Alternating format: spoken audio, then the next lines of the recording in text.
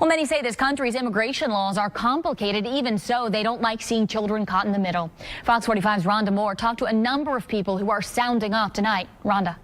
Lots of people have been in an uproar the last few days. What the law says, how long the laws have been on the books, seem to be up for debate. But for many people, there's no debate. They want immigrant children with their parents.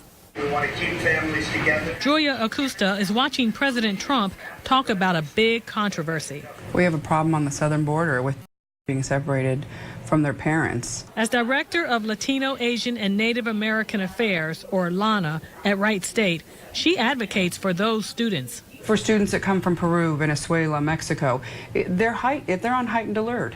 They're worried about their families, how they're going to travel back and forth. She says the country's immigration laws need to be changed. We, the people, have to speak our opinions, how we feel, and have our voices be heard. She believes that happened the last few days, and that is why President Trump has now signed an executive order that allows parents who illegally cross the border to stay with their children. I feel like we see changes. We see the administration change and be a little kinder to humanity. We talked to some students here at Wright State about what's been happening on the southern border, and while they say they haven't been paying that much attention to the news, they still have some opinions.